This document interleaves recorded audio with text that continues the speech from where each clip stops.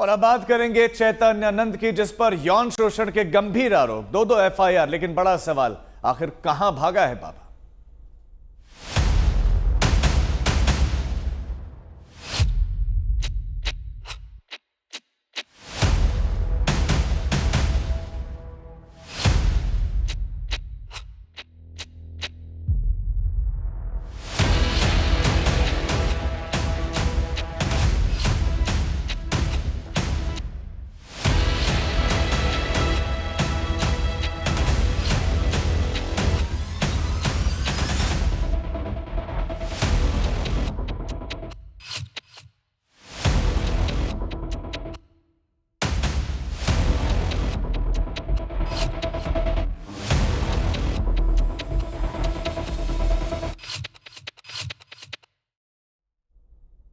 वो बाबा कहां भागा जिस बाबा पर दो मुकदमे दर्ज हैं, यौन शोषण के आरोप हैं, फर्जीवाड़े का शक है, संस्थान से बर्खास्तगी है।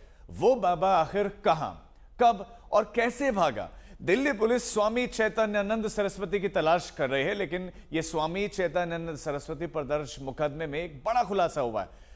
स्वामी चैतन्यानंद सरस्वती के खिलाफ पीड़ितों ने 300 पन्नों में उसके काली करतूत की कहानियों को बयां किया है। चैतन्यानंद के खिलाफ इंस्टीट्यूट के गरीब वर्ग की लड़कियों के साथ 11 तरह के गुनाहों का जिक्र इस एफआईआर में किया गया है, शिकायतें की गई हैं।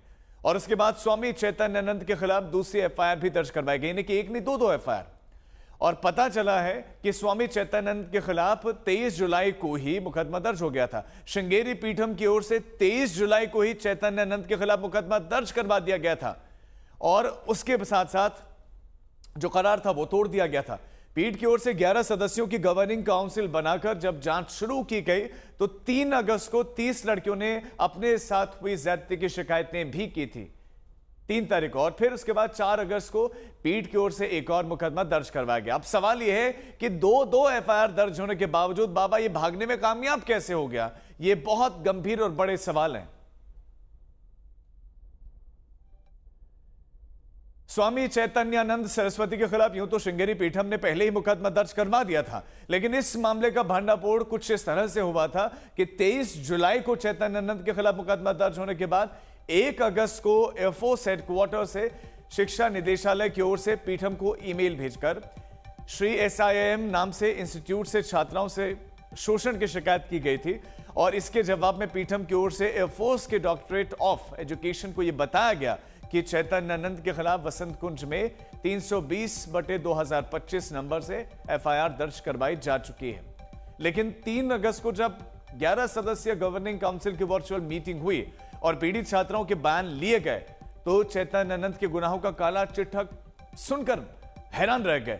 फिर पीठ की ओर से दूसरी एफआईआर दर्ज करवाई गई थी, और उस एफआईआर में स्वामी चैतन्यानंद के खिलाफ छात्राओं ने जो आरोप लगाए वो बहुत गंभीर, संगीन किस्म के थे।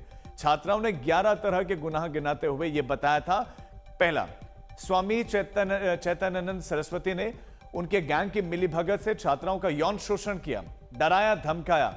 दूसरा, गरीब वर्ग की छात्राओं को आधी रात में कमरे में बुलाता था, छात्राओं को यह व्हाट्सएप पर अश्लील संदेश भेजा करता था, यह अश्लील प्रस्तावों को ठुकराने वाली छात्राओं को धमकी दिया करता था। पांचवा, सुरक्षा के नाम पर छात्राओं के टॉयलेट तक में सीसीटीवी कैमरे इसने लगवा दिए थे। चैतन्यानंद छात्राओं को मुफ्त में विदेश यात्रा पर चलने का दबाव बनाता था। यह चैतन्यानंद इसके प्रस्तावों का विरोध करने पर यह डिग्री रोकने की धमकियां देता था, और एसोसिएट डीन श्वेता चैतन्यानंद की बातें मानने का दबाव बनवाती थी छात्राओं पर। छात्राओं को इंस्टीट्यूट से निलंबन और निष्कासन की धमकियां दी जाती थी, और खासतौर पर गरीब छात्राओं को परिजनों से मदद लेने, हस्तक्षेप करने से भी रोका जाता था। एक विद्यार्थी को जबरन उसका नाम तक बदलवा दिया गया था।